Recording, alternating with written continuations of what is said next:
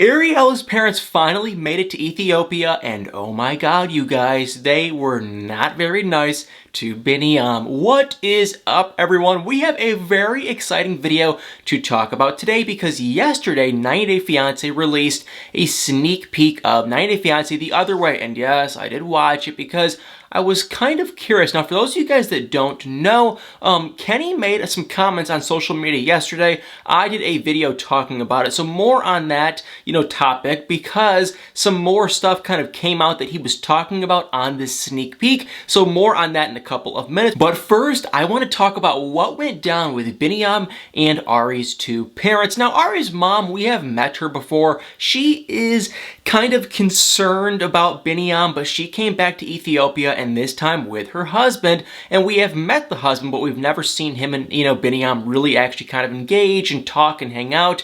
And yeah, it went, at least in my eyes, significantly worse than I was expecting. Now, they were relatively polite in some kind of a ways, but basically they just sat Biniyam down and said, hey, we don't know how you make money, we don't know how much money you're making, and it sounds like you are not making nearly enough money to support your family. Therefore, meaning you have to go out and get a real job. And, Ari's dad did say, I'm not well traveled. The guy seems to be incredibly successful because he's a doctor. They were sitting Biniyam down, kind of looking down at him in a ways, and they were just saying, you clearly don't make enough money, you need to go get a real job. And I was sitting there thinking, you must not know the culture, because Biniyam's acting like he makes pretty good money. Now, I don't know what most people make in Ethiopia, I don't know the average salary, but Biniyam has said, from going to these clubs and going to all his places to do his music and dancing and whatnot, he actually makes pretty good money. I think he said he only makes like $500 US a month, so it's a weird situation. But the way I saw it was they were just totally looking down at Biniyam. They told Biniyam that, hey, this apartment you got, which Biniyam just said is like a luxurious palace for him because he has never lived somewhere this nice, and it was an averagely nice apartment, it wasn't that bad, but her two parents were like, no, no, no, no, no, you cannot stay here, and I just felt like they were kind of looking down at him. And then we just saw Biniyam, he was trying to do this and trying to do that, and he was trying to kind of put on a show for her two parents to show that, hey, I am genuine, I am a hardworking man, I work, 6 days a week, I'm trying to really work hard and provide, but they were just not buying that, they weren't really interested, and yeah, I just kind of felt extremely bad for Biniyam because not only were her parents kind of looking down at him, also, Ariela brought up some of their fighting and some of their issues, and then they were really looking down at him, so it was just kind of like a big gang-up session on Biniyam. Everyone was kind of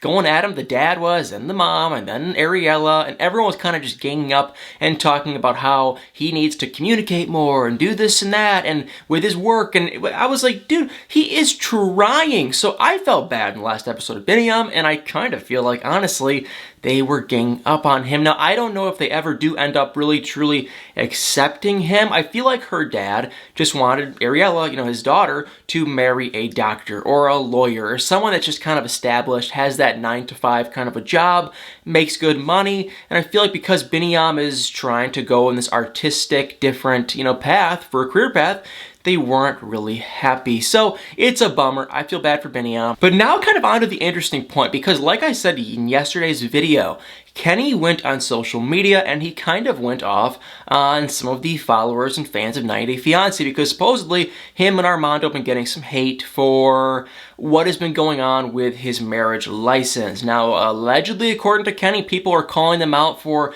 maybe being actors or maybe it being scripted, when Kenny was like, no, this is really real. Federally in Mexico, a man can't marry a man, so it is illegal, but the laws kind of contradict themselves, he was saying. So he was saying, no, all my emotions were real, but Kenny said at the end of his little rant that you'll see in the next promo that, I kind of had a little bit of an attitude and I got really upset.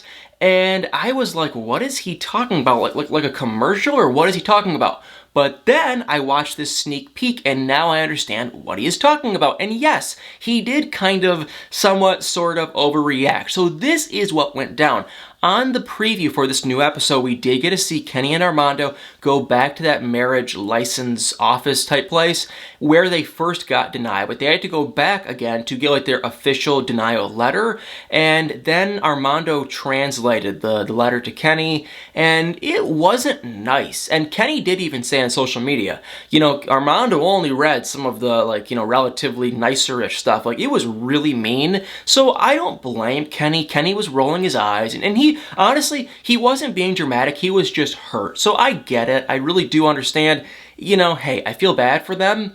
But my only kind of issue was, and I know a lot of you guys will probably watch it and say he was being a hair too dramatic. Like, for me, I liked how Armando kind of responded, because I'm kind of I don't like showing emotions to, I know that doesn't make any sense, but I don't like showing emotions to people that might kind of get a reaction out of it. So like Armando, he probably saw this woman, maybe this woman that works for this office, wants them to get married. Maybe she doesn't. Maybe she's completely neutral, but Armando read it, and it was just kind of like, hey, we're in public.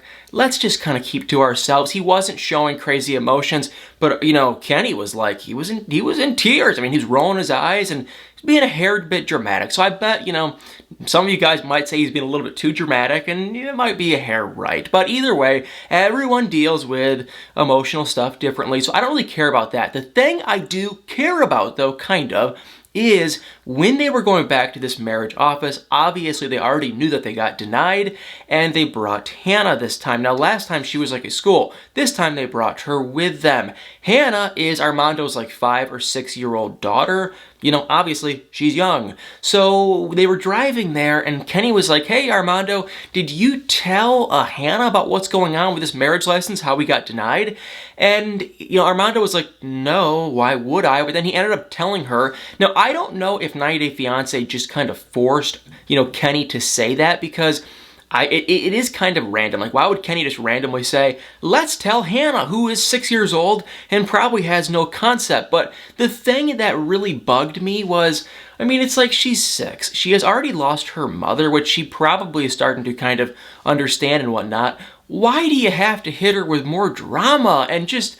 it's like she's a 6-year-old girl. Let her live her life in a happy, utopia. Let her be happy. Why would she have to get involved in this drama? Because more than likely, eventually, they're going to get married. Do you really have to tell and kind of even scare your 6-year-old daughter, stepdaughter, whatever? Because it's like, and like I was saying, maybe 90 Day Fiance made Kenny ask the question. I don't want to act like I'm totally ganging up on him or anything, but I heard that and I was like, Kenny, why would he need to tell her that? Let her be happy. Because then when Armando did tell her, she got all worried. She was like, oh my God, no. So it's like, well, now she's, now she's all freaking out and worried, and she is 6 or 7. She's a little kid. I feel like, let her be happy and just live in her own naive, happy-go-lucky life. So I don't know why they had to tell her that.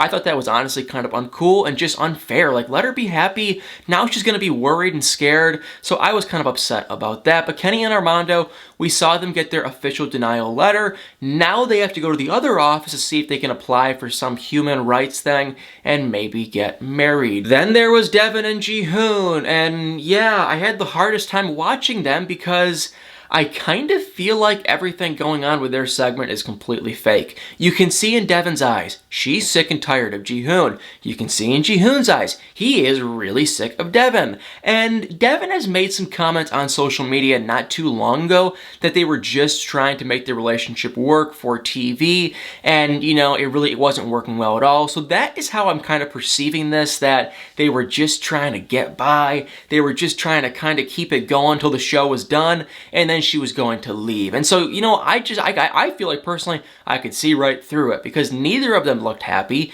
In the last episode, basically, the only thing that happens is Alicia, Devin's mom, she came to Korea for their wedding, which I don't know why they ended up going through with this other wedding. I did see pictures, though. They did actually go through and have a Korean wedding. So, if they're so unhappy, why do it? But maybe they kind of just figured, hey, my mom and my sister and my dad came here. We might as well just go through and do this. But yeah, Alicia showed up. She was ecstatic to see Devin and her 2 kids. She was kind of happy to see Ji-hoon's mom, kind of. And then she saw Ji-hoon, and it was the funniest thing because Ji-hoon went up to her and it's his mother-in-law. And he went up to her and said, "Hi, Alicia," and he went out to go shake her hand.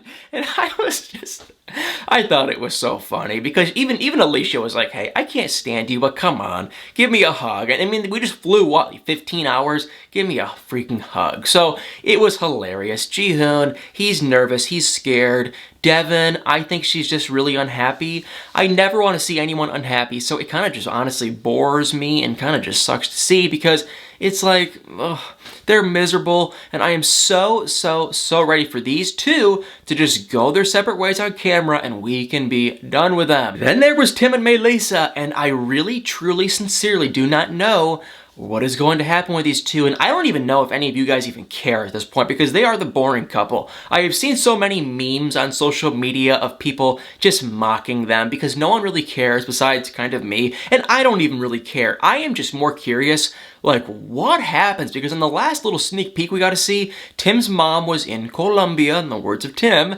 and she was visiting. She loved everything. She thought it was fantastic. You know, clearly she realized that Melissa and Tim, they have relationship issues that they're trying to kind of work out, and it really seems like Tim is kind of 50-50 on if he's going to stay or if he's going to leave, and, you know, what's going to happen. And even in this last sneak peek, he kind of made some comments that he was like, "I'm really running out of money, and if I can't get a job in the next couple weeks, I'm going to have to go back to America." And honestly, I forgot to say that, but Kenny made those comments too. Kenny was like, "If we can't get married and I won't be able to get a job, I won't be able to support my family, support myself, I'm gonna have to leave." So yeah, it's a lot of weird crap going on for both of these two guys. They both need jobs, but I feel like with Tim, he doesn't want to get a job if he's not going to stay with Melissa. And I feel like also, it's just really hard to get a job. So they're in a weird spot. I'm not sure if they're going to break up or stay together. I feel like likely what's going to happen is Tim will say,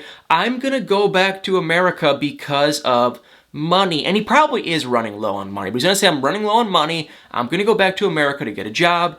Then, boom, he's probably just gonna say, "You know what, let's just go our separate ways." That is probably what's going to happen if I had to guess, but I'm kind of honestly curious. So we got to see him with his mom. He was incredibly emotional when she left. The mom, though, she was happy. She feels that, hey, you know, overall, you and Melissa are looking pretty good together, and she really didn't seem to have too many concerns, which, for me, I'm like, these two should not be together, but, you know, that is just my thought. And then we also saw Jenny and Sumit, and oh my god, they're finally done with the stay-at-home order, but not good, because guess what? Now that the stay-at-home order has been released or whatever, they can finally leave their house.